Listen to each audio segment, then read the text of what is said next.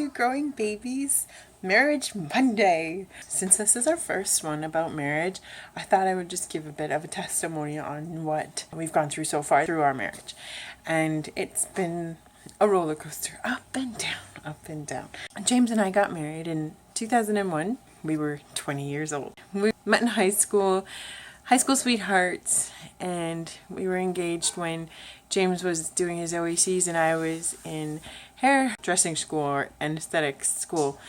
And I remember going, and he had gone shopping with the ring. I knew he had it, and I was going to go off to work, and it was right around Christmas time, and I was frustrated that he had it and he hadn't proposed, and I was getting quite angry. But he finally got down on one knee and asked me to marry him. Of course, then, because I was so sure he wasn't going to, and he finally did, I was quite surprised and shocked.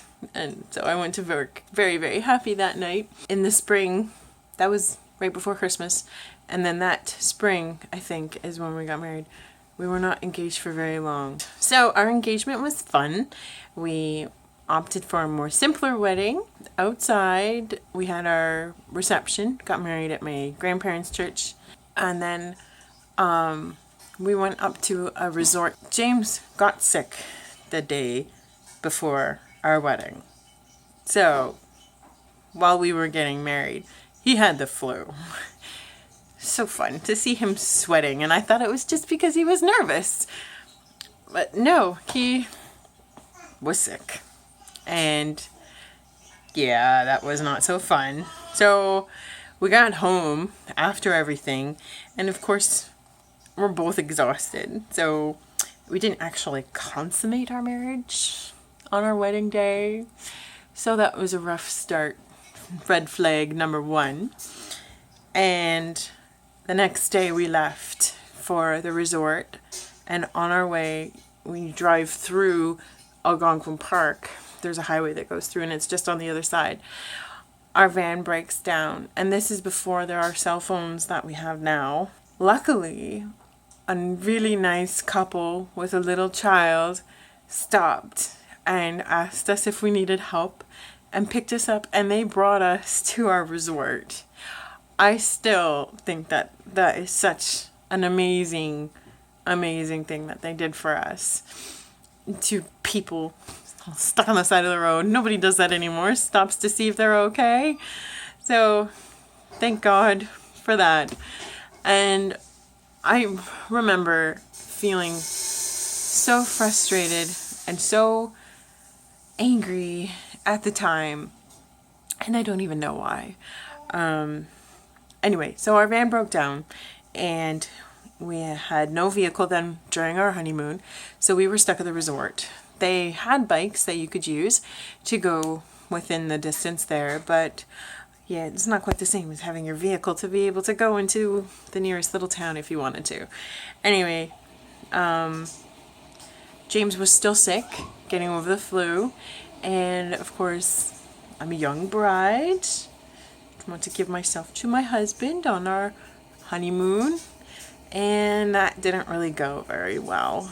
So that just kind of set us up for some frustration later, and it just kind of deepened the depression that I had started falling into from the birth control pill that I didn't even realize I had had. So all of this kind of started a snowball effect for the next 6-7 years into a really rough, rocky, frustrating marriage for both of us. We often spoke to each other in really not kind ways. I was just angry at everything. James kind of withdrawed into his world on the computer. He was involved with some online games that he just played video games all the time, and we just didn't really have a very loving marriage towards each other at the time. Yeah, it makes me sad to think that we spent the first 7 years like that. Back to the ineffective communication techniques. James has gotten different names for different techniques that he's discovered people will often use to try and get their way. And it's really quite fascinating that you can actually kind of pick which ones you often will use, or you'll see that your partner uses. And yeah, even you use with your kids or other people, your boss, anybody. So I think that those tips will come in handy in the future when we go over them for you. And I use those and treated James poorly. I was angry with him about the stupidest things. I remember one time I was working, we lived up the street at an apartment in a house, literally a 5-minute walk from my work.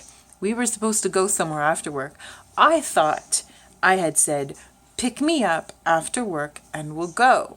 So that we don't have to wait for me to get home. He can be there ready and we'll just go right away. He didn't get that information. I don't remember exactly what he thought, but he didn't come. I waited and waited and waited. The person who had the key for work had left, so I couldn't call, and no cell phone. So I mean, it is only a 5-minute walk, but I was so adamant that he was coming. I didn't want him to drive past me while I walked home. So I waited and waited and finally gave up waiting, went home, and I got so angry. I was livid that he was not there to pick me up. And it was just so stupid. Like, it's a 5-minute walk. And it wasn't a big deal. There was no reason to be so angry. And so, but I just remember that anger was in a lot of everything that involved our marriage. And I was able to hide it really well. I didn't mean to hide it, but it just happened that when we were around other people, it just sort of disappeared.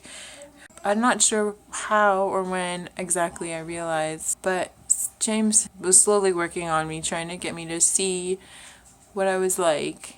And I finally did realize one day after Ronan was born, I realized that I was not really a very nice person to him. So I vowed to change. I vowed to be more willing to see his point of view and not just disregard it so quickly. And it was like a big, huge turning point for us. So the next 6 to 7 years were much, much better. I learned how to use some effective communication tricks for our marriage, and we were blessed with 3 more children. And I am still struggling with some postpartum depression. I am medicated for it. With that though, I now know what's going on. I can see it, I can identify with it, and that is a huge help in making our marriage what it is today. And it's the complete opposite of what it was. Now we can have a discussion. There's not really any fighting. We can discuss things and talk to each other without the contempt and anger and whatnot. So I hope that I can remember specific details and things so that I can share those with you in the future. I know we are going to do communication techniques because that is a huge, huge thing to make things better. But now at this point in our lives, we have 5 children, 9 and under. Life is busy, and so we're very involved with our church. We're very involved in the homeschool community. I mean, I'm not a leader in any group or anything, but we are very involved in going to activities and stuff. And I have a little baby who does not really like to sleep very well. So that leaves one tired mama. So, poor James. He still kind of gets neglected. So I try very hard to put him first, because I do believe a husband should be a higher priority than the children. I mean, he was there before and he will be there after. So he needs to know that he is important in your life, more important than anything else, really. Well, I mean, God obviously is the top priority, serving him. And then you should be treating your husband with the most respect that you can come up with. All this to say, now the biggest struggle is finding the balance to have a happy marriage. I mean, it is a happy marriage, but finding the balance so that everybody is kind of in sync and nobody feels like they're not important, and yeah, that is the trouble. So I hope that our struggles can help you realize that you're not alone, and if you have any struggles, if you do, please write a comment, send me an email. I'd be happy to share more details with you, or help you figure out what exactly you're going through that may be a struggle. Next time will be about ineffective communication techniques. All right, bye-bye.